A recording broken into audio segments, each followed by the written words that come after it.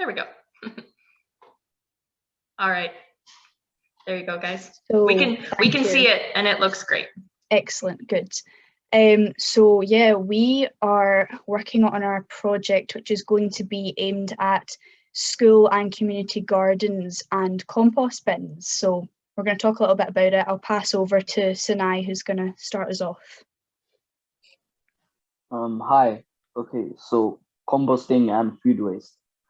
Composting is the aerobic method of decomposing solid organic waste. We as a group have chosen this topic to discuss and present as it's becoming an increasingly worrying problem in all of our respective communities in the UK. In addition to water and soil pollution, researchers estimate that almost 40% of the world's litter is burned in the open air, consequently releasing toxic emissions. These emissions are the catalyst to a number of negative impacts on health, namely respiratory issues, the environment, and the economy. As food isn't properly discarded, it begins to start rotting and later releases gases such as methane into the environment. From research found that food waste problems in the UK on average throws away around 9.5 million tons of food waste in a single year, while 8.4 million people in the UK struggle with food poverty.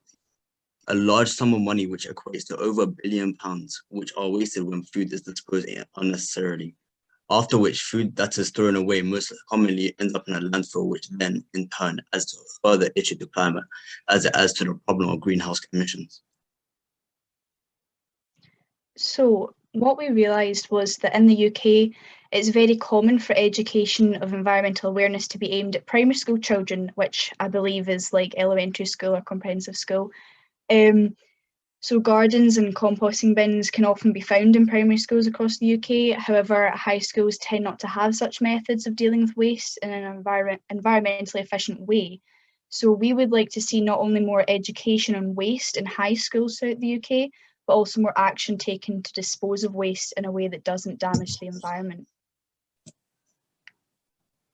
So to tackle this, we would like to provide compost bins for high schools in our communities to encourage the environmental disposal of waste that can be used to improve gardens in the school grounds. So to fund this project, we've chosen to do a series of fundraisers, which are fun, in nature, to attract as many donations as possible, whilst also briefing the public on our reasoning and cause. So there's that bit of education there. So an example could be organising a school sports tournament with a range of different events, which would hopefully attract quite a large audience. And if people wanted to attend that, we'd be charging them roughly £2 to £3. Other examples could be car washes, bake sales, quiz nights, etc. Anything that allows for education on the why we are raising money so people can sort of learn a bit about it. So this is kind of what we'd be going for in our own schools and also encouraging in other schools in our communities. For future plans for this project, we would like to encourage other schools to organise their own fundraising with our support to accumulate money towards installing compost bins. This encouragement could take the form of addressing our respected local councils with this project and why it is important, in the hopes that they would work alongside us to encourage schools in the area to take part. We would promote the challenge of raising money for a compost bin, after which we would aid schools in installing their bins and using them to look after their gardens. These are a few quotes that we have found which really links into this topic. One by someone who may be influential, like Pope Francis said, throwing away food is like stealing from the table of those who are poor and hungry.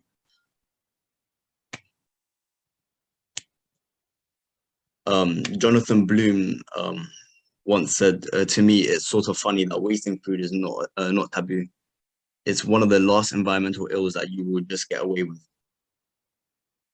And the last quote that we have found said, cutting food waste is a delicious way of saving money, helping to feed the world and protect the planet. That is the end of our presentation. Thank you guys for listening. If there's any questions, please feel free to ask.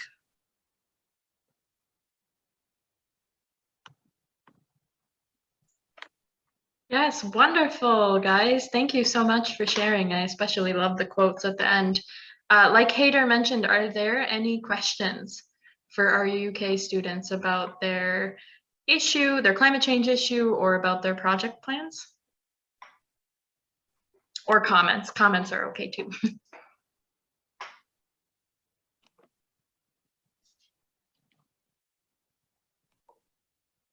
I see some comments in the chat saying nice work. Mary would like to know, are you all in the same city? We're not, no. Hader and Sinai are fairly close to each other. I'm up in in Scotland, however, so a bit of a gap there, but we're hoping that Hader and Sinai might get to meet up at some point and then I can FaceTime or something. That sounds wonderful, yes. And Callie would like to know, how many of you UK students currently compost at home? We have a food bin. We don't use it in our garden though, so that would be a good next step just for us as a household.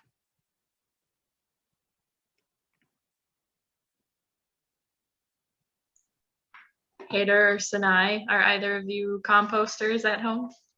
It's okay if you're not. It's Not at my house because I don't really have a garden, but in my grandma's house, they do. great. And Sinai says he does in his balcony. It's almost therapeutic. You do it with your grandma too. That is wonderful. We'll take this last question here for our UK group. Do you anticipate any obstacles from school administrations to installing the compost bins? I Yes. think that if schools are put off the idea, then there's definitely ways around it to convince them, because a lot of what we want to do is focus on educating people beforehand. So I think that in our own schools and communities, we can get groups together to sort of work to creating projects and presentations to show the people who make the decisions that this is important, that waste is a big problem, and that it's something that's really contributing to climate change. And yeah, I imagine there will be obstacles, but I think that there's enough of us who are passionate about it that we'll get around it. Yeah, I agree. I think worst case scenario, the worst thing that could happen is that it might not take us as seriously due to the fact that we're young, like we're relatively like very, very young. But I think if we manage to educate them and if they have open minds and they're open to listening to a different perspective, it would definitely go right. Minna, I see your hand up. Do you have a question for the group? Yes, I was wondering, let's say there's a family in the UK who composts their food. Do you know what happens to the food? I mean, when the trash men come, are they going to just take the compost and throw it with the rest of the trash, or do they actually separate the biodegradable food from the rest of the trash? Or how does it work in the UK? Do you have any idea? So I don't know how it works in over down there in Scotland, but in London, it depends on the area that you're in. But certain areas do have specific, like we have 3 types of bin then. So we have normal waste, we have recyclable, and then we have compost. But it depends on the area that you reside in. So I think the expansion of that would be very beneficial. Similar in Scotland. Right. Okay, thank you. Nice work, by the way. Great. And then, so you guys have 1 more minute, and I do see 1 more question in the chat. If you're willing to answer that, Alicia wants to know, do you have a plan to work with food consumption and the quality of food that is served as well? I assume you mean like in schools, Alicia, where they're targeting their project? Yes, I have seen a documentary that the quality of the food that the school serves. I mean, one of the reasons that there are a lot of food waste is because of the quality or the taste of the food. The children doesn't like it. So as an idea or as a tips, I thought that maybe if you want to work on that, or do you have any plan about that? Yeah, definitely. That's funny you should ask that. Right now, my school, or a little group of us in my school, are working towards that, sort of working with the dinner ladies even to sort of find out what people want and what's going to make them choose to eat in the canteen more. And the issue was the quality of foods. People aren't, you know, drawn to food in the cafe. They would rather go down the street and get something. So their plan is to encourage people to eat in the cafeteria more. And in order to get there, we want to increase the food quality. So that's something that our school is currently working towards. But I think that pulling that into part of our project would be a great idea, to sort of just as a add-on to sort of encourage schools to have like a standard of quality with the food that they're serving. I think people would be keen on that. Great, you have done a great job. Your group have done a great job. Thank you. Yes, I will echo what Alicia said. Great work, UK students. If everyone could give them a round of applause. Now, if the Finland students are ready, I would love to pass it to you for your short presentation. Yeah, sure. I can share my screen so you can kind of see what we've done on the Jamboard. Okay, brilliant. So I'll begin by kind of just presenting. We don't have kind of worked through ideas the UK students maybe had. We have kind of more maybe initial ideas at this point, but I'll quickly go through them, and then I think Enni will present the kind of few of the highlights that we've had throughout this program, and then I think Fanny will share Let's Sit with us. So here you can just kind of see our kind of the initial results of our like brainstorming. So I think it was from the very start very clear that we kind of want to share what we have learned throughout this great program that we have gotten to be a part of. So we definitely wanted to focus on the track on more of the awareness side of things. So our just first basic idea was to just like through climate education do our piece of work by just like giving a lesson, like each of us would be giving like a lesson on climate change at school, and it was clear that the topic we want for the topic to be kind of more focused on like what we have been discussing, so about like the climate conferences, COP26, etc. And then we kind of cultivated that idea by also thinking of doing maybe like workshops at school to have it be kind of more interactive to kind of get people more engaged. Then because we were thinking of awareness, we're thinking of like including maybe social media in one way or another, so we can show like what we're doing. Perhaps we could inspire other schools by showing what we're doing by including this climate change as a theme or like a topic at school, and also increase like awareness through that sign. So perhaps like asking, for example, here you can see asking student council for help, both like in organizing the event at school, but then also by getting access to the school social media accounts. And then we then further thought that maybe it would be possible to reach other people outside our school through social media. So for example, if we would be able to like take over, and it's like if some Instagram account would let us kind of take it over and share what we've learned through there through like this account with like already existing following. And then these last 2 points are just like furthering this idea. So we were thinking of maybe having even like a theme week at school where we would have, because we have learned about a broad variety of subjects, and there is so much to talk about in relation to climate change. So we're thinking of like maybe having like a theme week of climate change at school. So maybe like on Mondays we would be speaking about like the COP conferences, and then on Tuesdays about other international policies or like something like that, where there would be like a new theme kind of every day, and the whole week would be about climate change. And then because there is 5 of us Finnish students, so then we would be able to have kind of one of the students being like in charge of like one day, and then we'd all kind of replicate it, because we do kind of live far apart, so we'd all kind of replicate it at our own schools. And then this final idea was just about this visual representation. So if we would have these like workshops or these more like interactive things, so we would also thinking of like different ways we could like visually represent, so it wouldn't just be like a boring lecture among others like in the middle of a long school day, but there would be kind of a catch to it. So maybe we're thinking of like even like maybe providing food, snacks. That's always a good hook to get people actually interested, because we do have like a bit of a budget. So maybe having like food there, or then like making a globe to like show actually where climate change is happening, and all of these ideas. But yeah, this all just kind of ties into raising awareness and just highlighting climate change as a subject at schools. So I guess we can move on to the highlights of this program for us.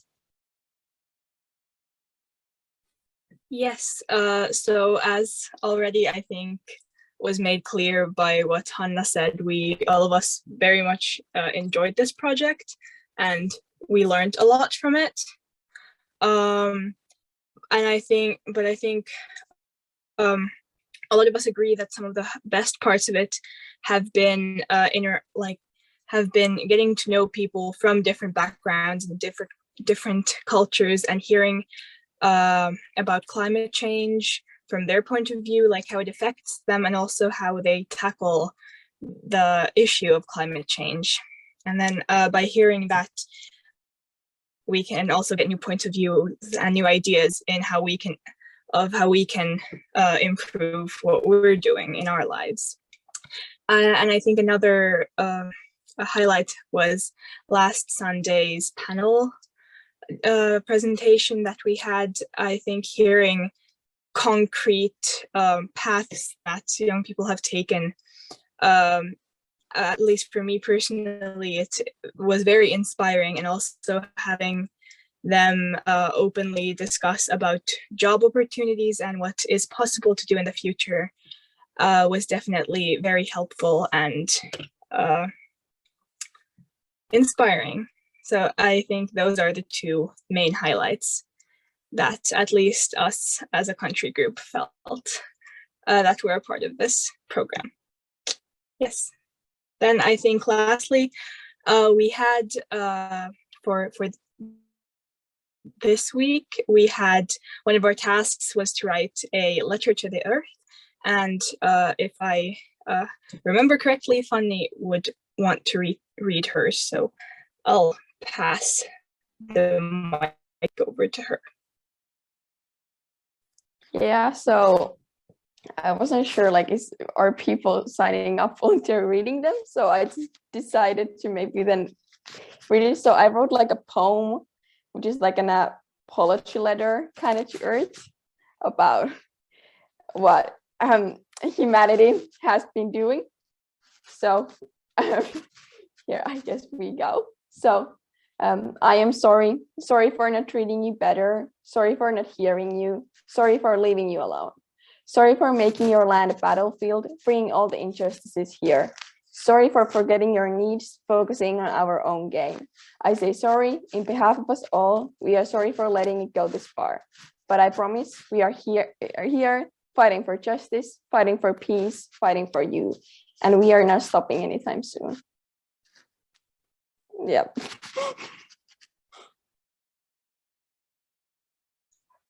Wow, that was very beautiful, Fanny. Thank you so much for sharing. And thank you, yes, thank you, Team Finland, as Callie says. Great highlights, great to hear your letter to the earth, sorry. And great to hear your project ideas. We have about 2 minutes. Does anybody have any questions or comments for our Finland students? I know I personally loved your focus on education for your project ideas, and I was really inspired by your idea to do a theme week and how you're all going to implement the theme week in your different areas. I think that will be really impactful. But are there any other comments or questions for our Finland group?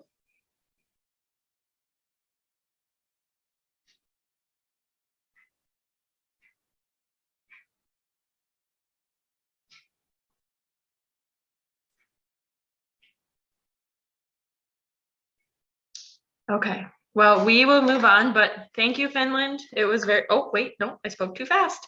The comments just showed up. Okay, Alicia would like to know, are you going to have an educational stand or cafe in your different schools? Like a booth or something like that? Yeah, what do you think, Finland? Yeah, I mean, we didn't really have like a polished idea yet, but that's definitely, I think, like one of the options, especially when we were like considering those like a workshop. So it would most likely be like in terms of like some kind of a booth or something, but we'll work out the details later. Yeah, and I think that's a great part of this session is that, you know, everyone's here and so you get different ideas from different people too. So that's a great idea. Thank you, Alicia. Callie would like to know who would be the first group to which you would present? And it's okay if you don't know, but just any ideas?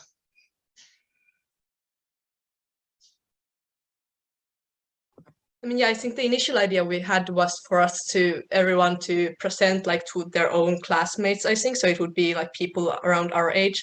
But then it also came up this idea of maybe the level of awareness might be a bit lower for the younger people. So then maybe it would be really beneficial to also share what we know as maybe like a bit older and more experienced than younger generation, or like also the younger students. But that's again something we'll have to figure out as we go on. Obviously, if we are able to like accomplish some of our ideas of like that social media or something, then we would be able to reach like a large amount of people and then like different age groups and stuff, which would be great. But then if it would be just us like giving a single lecture, then it would have to be more focused. Yeah. Great, thanks, Hannah. And Pamela said she also thinks the week-long theme week is a great idea. And Hader loves how that you're going to talk about career options, and I echo those sentiments. So thank you, Finland students, and thank you, Minna, for providing expert leadership and mentorship to these students. You all are wonderful. Round of applause for our Finland students. And now I am going to pass it off to our group from Sweden, if you are ready. Yeah, I guess I'm the one starting the presentation from our end. So I'll just share our little mood board, or whatever you would like to call it. So my group has pretty much said that we're interested more in doing some sort of field project than doing some educational workshop, since something that's important for me is that an individual gets to know what physical actions or what can I do, what action can I take to immediately have an effect on the environment or help improve it. So then we have some different topics or ideas, some of which you can do by yourself, and other things that are more of a communal workshop thing. So something that I've talked, those who have talked to me before might know I've had this idea about planting eelgrass. So the reasoning behind this is that Sweden has a lot of coastline, and especially after last week when it was pretty much some sort of Nordic cyclone or a big storm. So then we had floods in Sweden, and we had quite a big it had a big impact on the coastlines in Sweden. So if you would plant more eelgrass, then you would stabilize the soil, as well as you would provide like the backbone for an ecosystem, which is getting somewhat hurt by the increasing salt levels in the ocean surrounding Sweden. So that's one thing we could do. There's also the prospect of creating wetlands, although that's quite costly and would most likely need intervention from someone else or a bigger party. That could help just by having another layer of water beds that help. One thing they do is that they purify water naturally. They bind carbon dioxide, and Sweden consists of roughly 20% of wetlands, but has been decreasing for quite some time, because in the 1900s, I think the entire world has lost, I think, 64% of the natural wetlands. So quite a lot of biodiversity has been lost from the wetlands, and that's not something really considered in many occasions. So we often talk about the Amazon rainforest and how animals are dying or we're losing biodiversity through that, but the same applies to wetlands, although it's not as talked upon. And then some other ideas we have is just finding ways to reduce food waste, because roughly 10% of all greenhouse gases come from just food waste. And in Sweden, I would say it's quite a big problem, since Swedes throw away, I think, 37 kilos per year per person.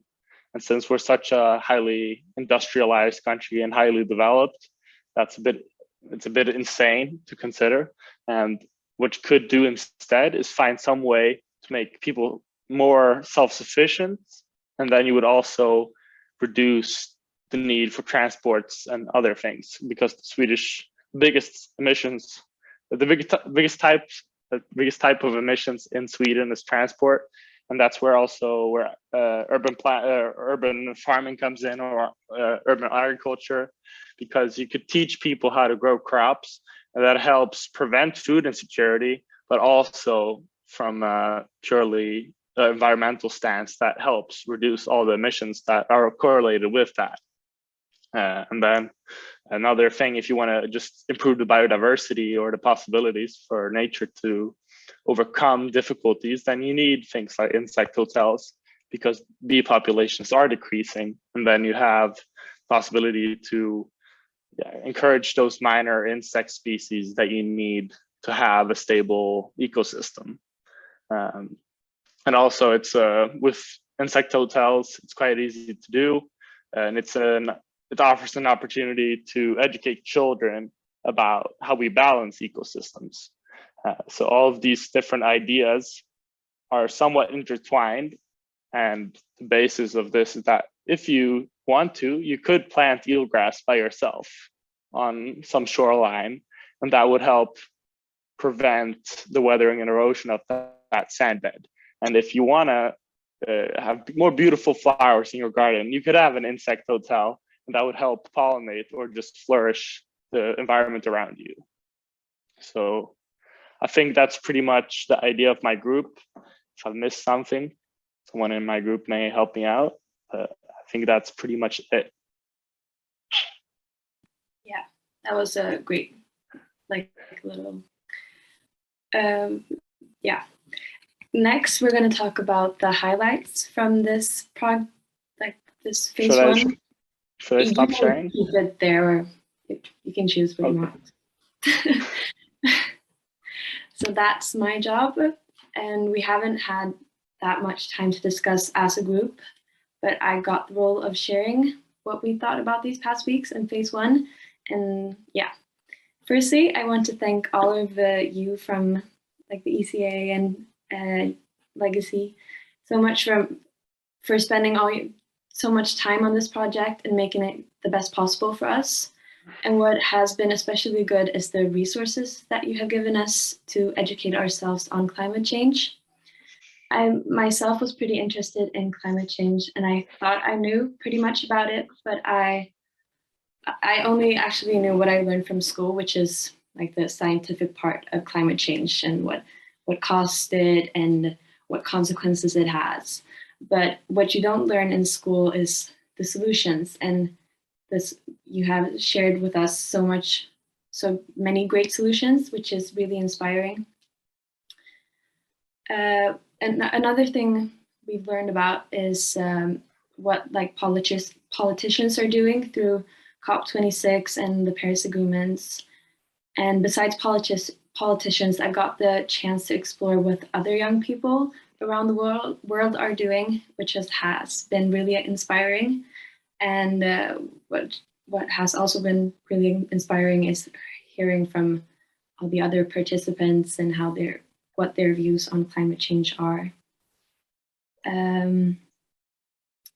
Yeah, and besides learning about climate change, we've also had the opportunity to get access to a lot of solutions to climate change, as I mentioned before.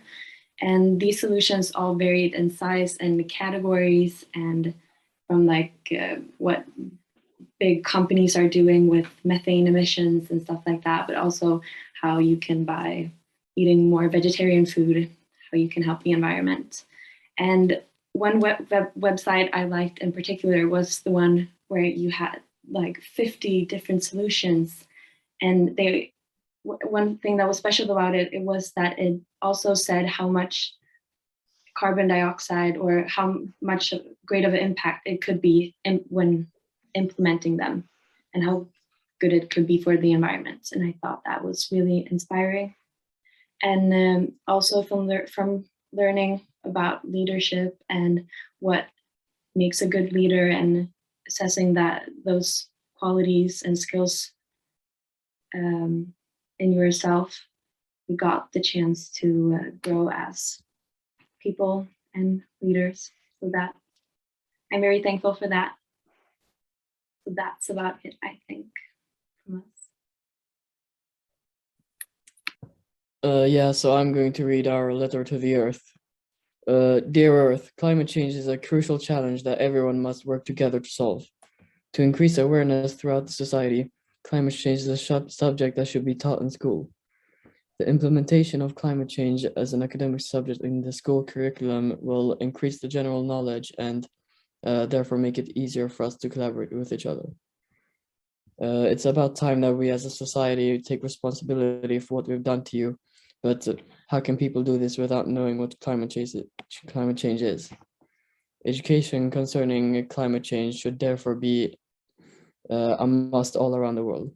By doing so, more people will get involved and start working together towards a better future. Thank you. Great, thank you so much to our Sweden students. Yes, as Callie said, thank you, great presentation. Love the idea regarding the eelgrass. Nils, I'll be honest, I didn't even know what eelgrass was until you explained it a few weeks ago, and I love it. I have learned so much from you all. Does anybody have any questions for our Sweden students? While you're thinking, I am going to drop in the chat the website that Julia was referring to. It's called Project Drawdown, and it's really great for any of us who haven't been going through LMS and didn't see these resources. Thank you for talking about that, Julia. So many wonderful comments coming in. I can't even keep up with them.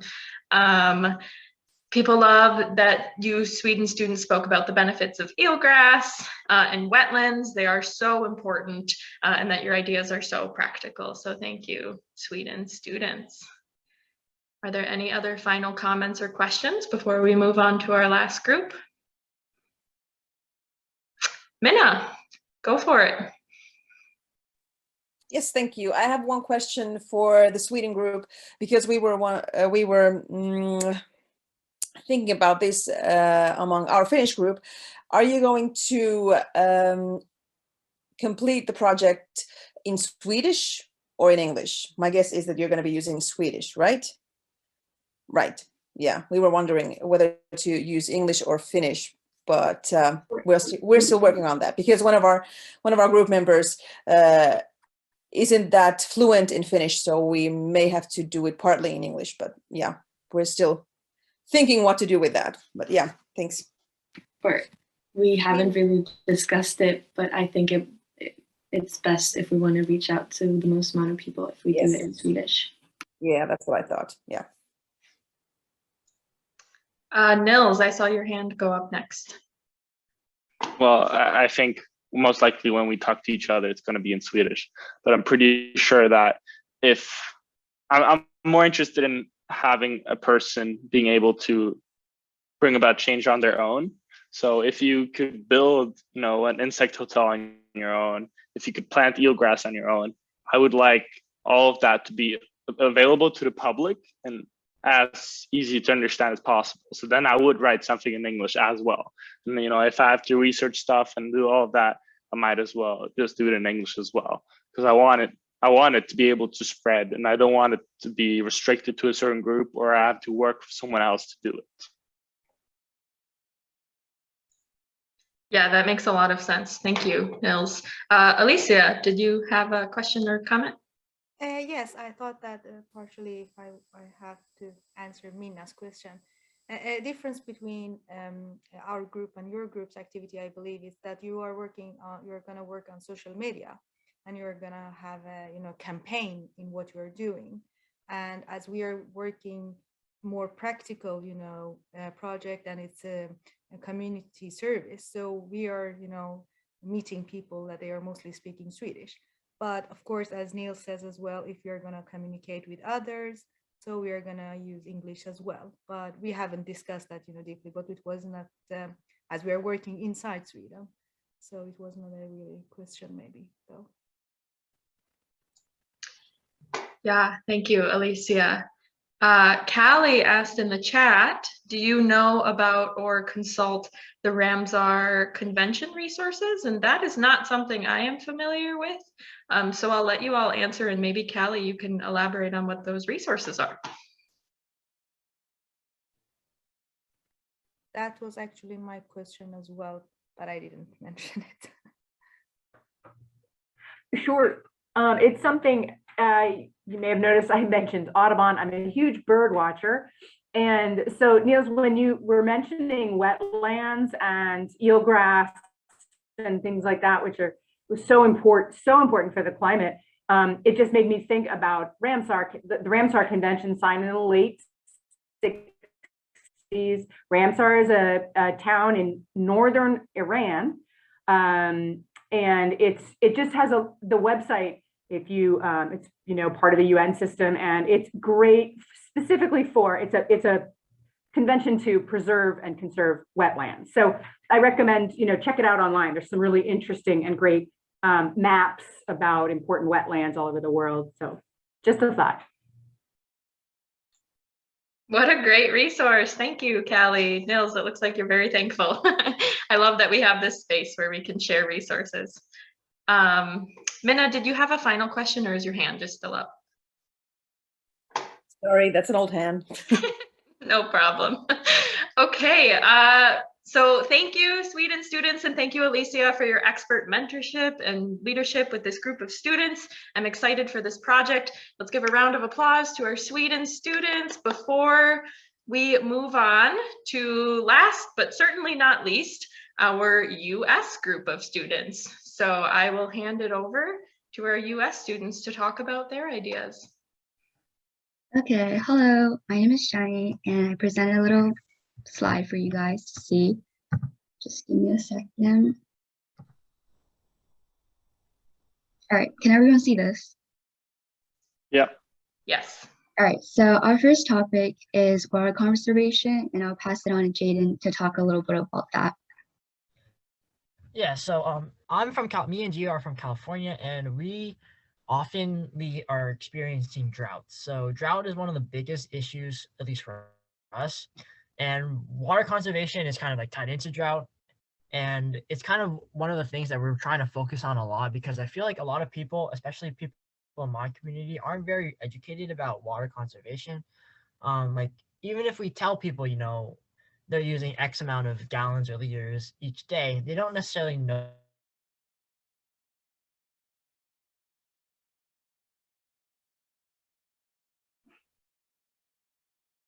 We don't hear you anymore. Or is it just me? Well, seems like he's having Wi-Fi issues. We discussed this yesterday, so I will go over a little bit on what he's talking about so far. Can you guys hear me? Yeah. Okay, I just wanted to make sure. So basically, I was referring to droughts in California and how there's a limited amount of resources on water. And even though there's droughts that are happening, people are unaware of that because they have running water in their faucets and their sinks, and they can enjoy that. So they don't really see the bigger picture of how like droughts are affecting the people. And like it's not just people that are affected by the droughts. We also have animals out there that are dependent on like water, and they lose their lives because as humans we haven't really responded in a way that's most effective to counter droughts. I think that's what he's talking about, and that's in California. So just to relate back to my point of people not being aware of like the limited amount of resources we have on water, in Massachusetts we don't really have drought problems, and that doesn't mean water conservation is not important. When I was younger, we did have organizations come to our school and talk about how they were setting up water conservations and like their future plans. But as I got older, these things were not as talked about much. And I think that's because in Massachusetts, we have an abundant amount of access to water. But I would like to learn more about water conservation, even though it is not impacting me directly. And we decided that we might approach this cause by like collaborating with water conservation organizations and presenting our information in schools, because as a younger audience, you're able to consume information better if if the person that's presenting it is like the same age as you, because you guys have like that same amount of experience. Instead, I'm going to move on to renewable energy, and I think Chia can present that. Yeah, so renewable energy is a big thing, especially in California, but in the rest of the US too, because there was a new law passed in 2020 that all new houses had to be built with solar panels. But a lot of the older communities, they still don't have solar panels. For example, my neighborhood doesn't even allow solar panels because it's a community house instead of individual homes. And so an idea for renewable energy would be either to go door to door for just regular communities and tell them about the benefits of solar power, about the benefits of renewable energy towards the environment. And it's actually beneficial towards the people too, because you can earn money by having renewable energy by selling off the excess energy back to the grid. So it's mutually beneficial for all parties. It's just that some people don't know about it and don't see it as an option because they view it as, oh, it's expensive, even though it's really not, and it saves you a lot of money. Most buildings and schools, at least, they're starting to add solar panels to their parking lots and the roofs of buildings and everything. So houses can't be that far behind. And I think a good community project will bridge the gap towards buildings and companies and residential homes. Our third idea would be fast fashion. And I think Jenny would like to start us off with that one. And then we can pick it up again. Our group was super prepared in case those two other plans don't really work well. So we came up with the third plan, which is fast fashion. And the target audience for this topic is the whole world, because most of people by now wear clothes, and access to clothes is like affordable, and like depending on where you get your stuff, and especially if you get it from fast fashion, it's like affordable, but there's like a true cost value to that. There are many fashion trends in this world that captivate the younger generation, which I can specifically relate to because I consume social media a lot. So like I see all these trends going around, and if you're also like me, you know that trends go by really quick, and in order to keep up, you need to buy new clothes, you have to restock, and like the old clothes, what happens to old clothes? We just like kind of ignore it, and that creates like a high like pile of waste, which is not really a sustainable lifestyle in my opinion.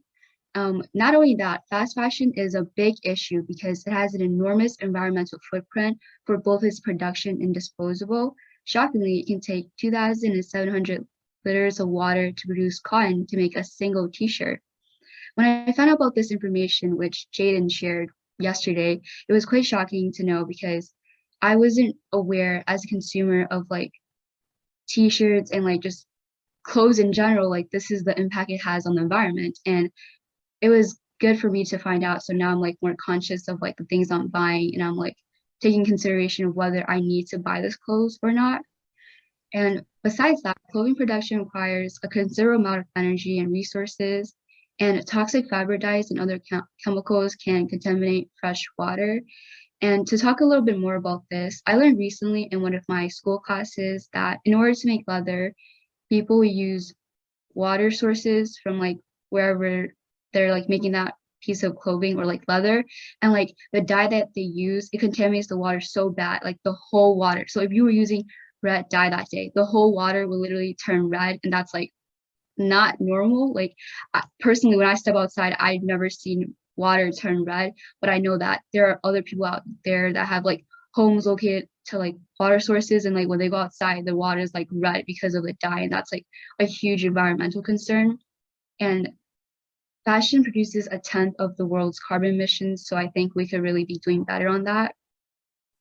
And how are we gonna target this cost? We're gonna do it through social media. Hopefully, if we follow this plan, we can make like social media posts on companies that are using renewable, sustainable materials. For example, Nike, I know that they reuse some of the materials when they're making their shirts, which is really interesting that I didn't know before.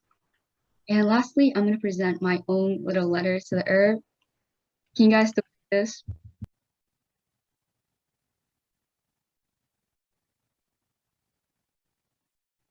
I just want to make sure I'm not lagging. Yeah, we can all hear you perfectly. Okay.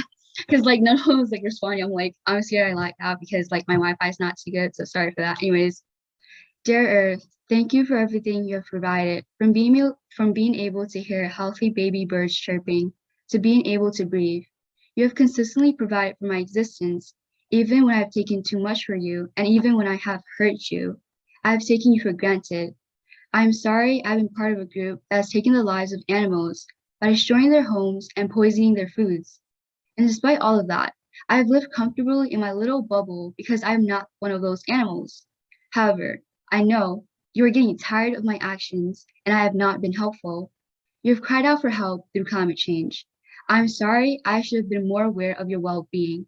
When I view the beautiful sceneries you've created tainted with human pollution, that should have been my first warning, but I have ignored it. Now I wonder if today's artists can fully draw your beauty without the trash. Perhaps if we continue to take you for advantage, future artists will have to view historical artworks to see your full beauty. I'm sorry it has gone this far. From now on, I promise to stop ignoring you and instead take responsibility for my actions. And I will not lie. I've been part of a damage so big, you won't be able to see the change overnight.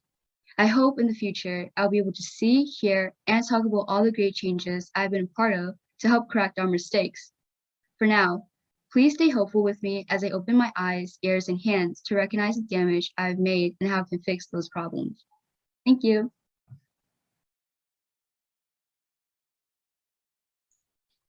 Wow, thank you so much to all of our US students. That was really wonderful. And JT, I see you have joined us again. I met with the US students yesterday, and JT and I were talking about how it's not really a Zoom call if there aren't technical difficulties, and I guess that still holds true. So JT, I just wanted to circle back to you. Are there any remarks that you wanted to make that you didn't get to in the beginning? Yeah, I just gotta add a couple things about like, the fast fashion. So we were talking a lot about water conservation at the beginning. I think it's definitely something we can look into connecting back with fast fashion and the water conservation thing. So like we said, it takes over, 2,000 gallons to produce a single shirt. All of us obviously own, quite a lot of shirts. So just trying to cut that number down of shirts that we use and tie that back into, water conservation and how we as a community can take up less water and kind of do our individual part to, fight against climate change and kind of just, preserve, like Jenny said in her letter, kind of just preserve the earth as we know it. Yes, thank you. Thank you for connecting those issues. That's really important. And I feel like your group chose some really important issues to focus on. I see some comments coming in about how you had such an interesting presentation and a really powerful letter. Jenny, are there any questions for our US group or comments that we haven't seen yet in the chat?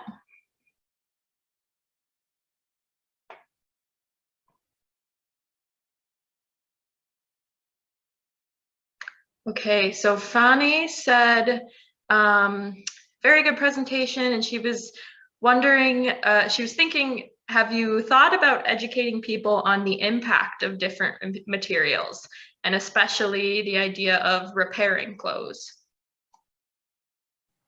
Yeah, so to answer that question, I learned a little bit about in school and done my own little research inspired by this program, obviously, that there are some materials out there that we can there are programs out there and like brands where, I don't know if you've seen this, but in my in my shops, they have like this little bin that's like, if you put your clothes in here or like your old clothes in here, we'll give you credit, and it's like fun for your next clothing. So like, we don't exactly know the materials for that, but I think that's like one of the ways the company is trying to raise our awareness with like the materials they used. And I also know Adidas, they like make shoes or like have created at least 1,000 shoes over recycled materials. So that's information I know, and I know a lot of people don't know that yet. And I was like referring back to earlier with my little social media idea, we can like post topics about like such as these.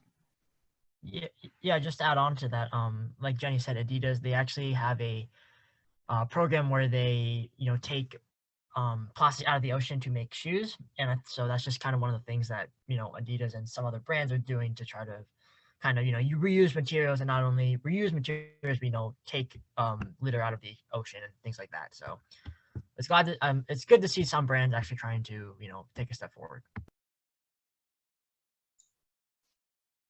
Great, thank you guys. Well, that concludes the student sharing portion of our session today. So big round of applause for our US students and all of our students that shared. This was so wonderful. I hope you are all feeling as inspired and as excited as I am about everything. So we just have a few sort of closing announcements before we let you all go. And first I will, Sarah, I know you wanted to mention about staying in touch with the panelists. Yes, I just wanted to let you guys know that if you want to reach out to any of our panelists, of course, Alicia is available through the program, but the other two, they're available on social media and through email. So please let me know. Just email me or send me a WhatsApp message if you want to get in touch with them, and I can make that happen. Yes, thank you, Sarah. And we had such great panelists. They will be a really great resource for you all if you need help with your community projects or need career advice in climate change. Alicia, do you have a question? Yes, thank you.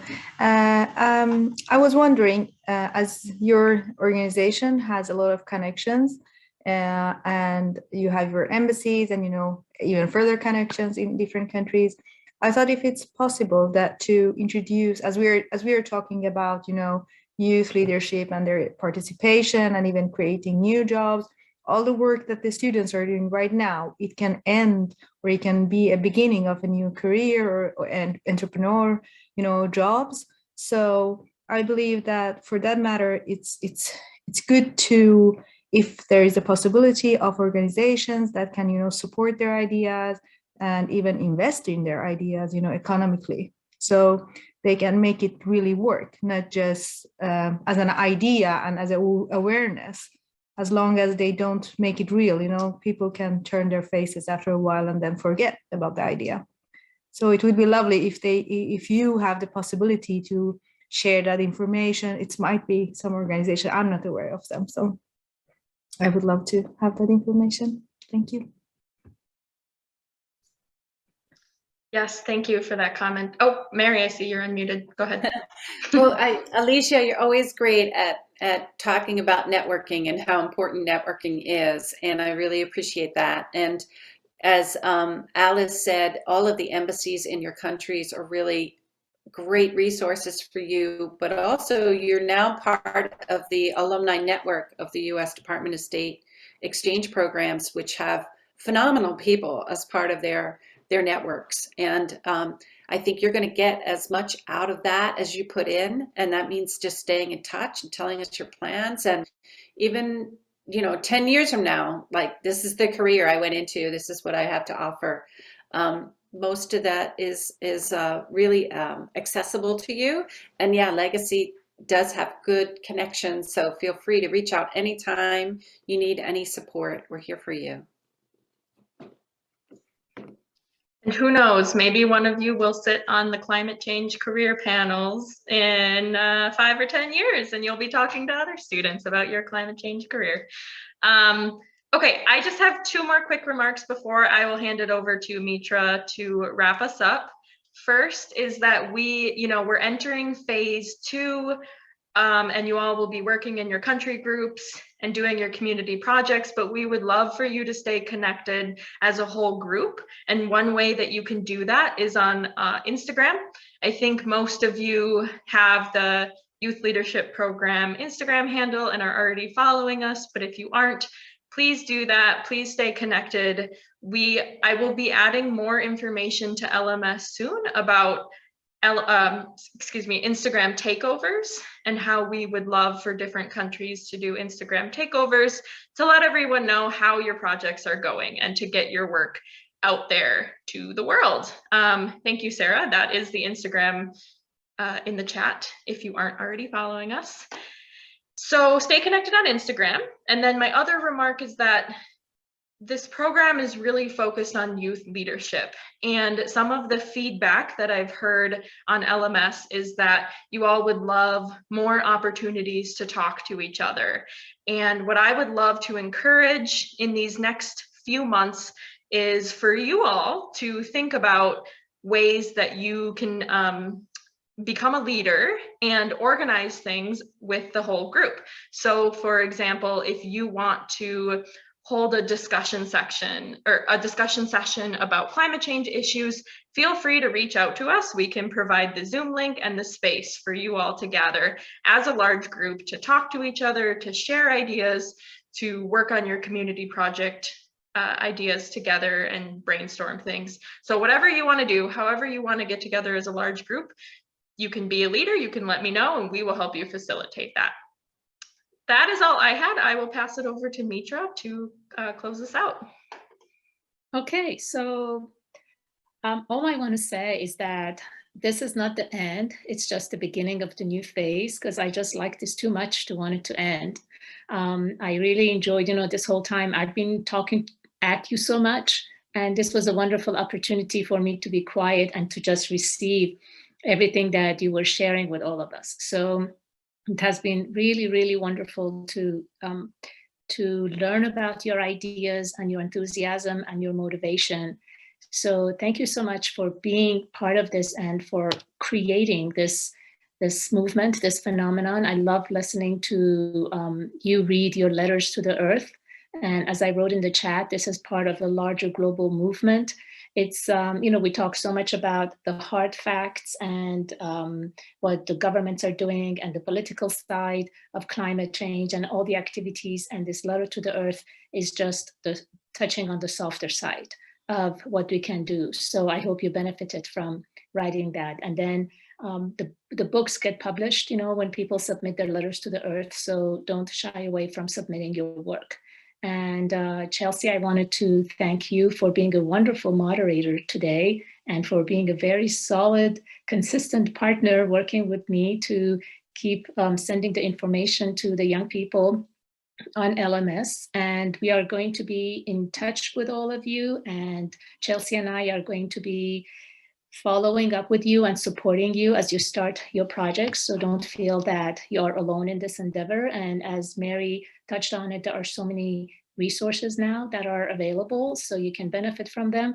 And as always, I wanted to just thank the presence of ECA and Callie for always the wonderful talks that you give, both in the beginning of the program and now. And I'm looking forward to the nice one that's coming up in May that you just get us going, and it's wonderful and energetic, and it sort of is a great reminder to all of us why we do what we do. So thank you so much for your time and your patience, and I'm delighted that you learned a lot from this very short program, and I wish you a lot of luck. And as I said, we'll be in touch with all of you.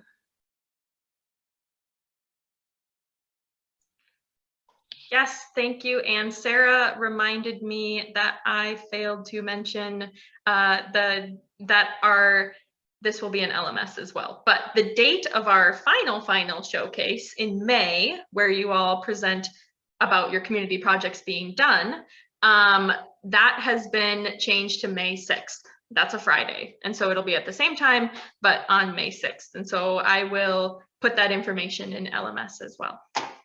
And your other session dates are also in LMS in March and in April. Okay. Great.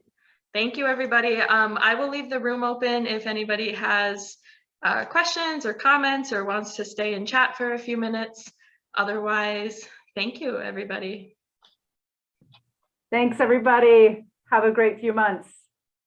Bye-bye. Thank you. Bye-bye. Bye.